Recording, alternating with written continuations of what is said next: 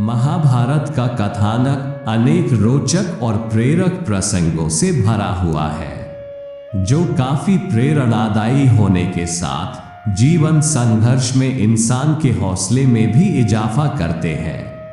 इन कथाओं को मानव जीवन में आत्मसात करने से इंसानी जीवन की कई कठिनाइयों का स्वतः अंत हो जाता है।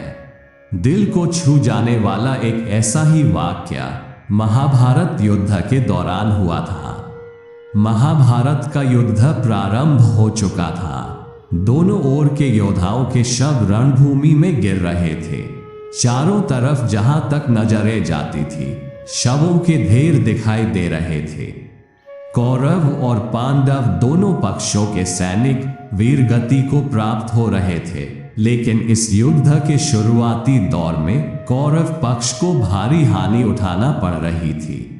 पांडवों के युद्ध कौशल के आगे कौरव सैनिकों के शवों के ढेर लग गए थे। पांडव सेना जिस तरह मौत का तांडव दिखा रही थी, इससे कौरव महारथी चिंता करने लगे। उस वक्त कौरव खेमे के प्रधान सेनापति की कमान पितामह भीष्म के हाथों में थी। कौरव शिविर में महारथी इस बात पर चिंता जता रहे थे कि कौरव पक्ष में ज्यादा क्षति हो रही है।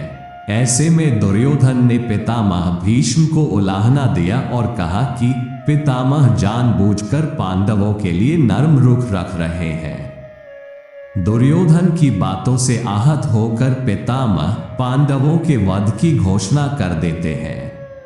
ऐसे में श्री कृष्ण चिंता में डूब जाते हैं और पांडवों की सुरक्षा का उपाय निकालते हैं। श्री कृष्ण पांचाली से कहते हैं कि द्रौपदी अभी मेरे साथ चलो और उनको लेकर सीधे पितामह भीष्म के शिविर में पहुंचते हैं। श्री कृष्ण ने शिविर के बाहर खड़े होकर पांचाली से कहा कि अंदर जाकर पितामह को प्रणाम करो और उनका आशीर्वाद लो। पांचाली के प्रणाम करते ही पितामह ने उनको अखंड सौभाग्यवती होने का आशीर्वाद दिया। आशीर्वाद देने के बाद उन्होंने द्रौपदी से पूछा कि वत्स, इतनी रात को तुम यहाँ पर कैसे आई?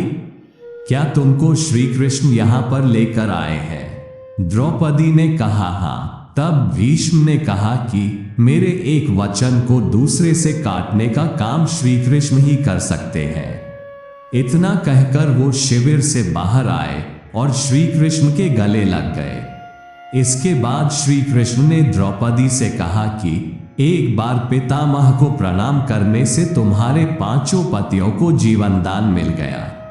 इसी तरह यदि तुम रोजाना पितामह भीष्म, गुरु द्रोण, कृपाचार्य, धृतराष्ट्र के साथ दुर्योधन और दुशासन की पत्नियों को भी प्रणाम करती, तो आज ये रणभूमि रक्त से लाल नहीं होती और महाभारत युद्ध की नौबत नहीं आती।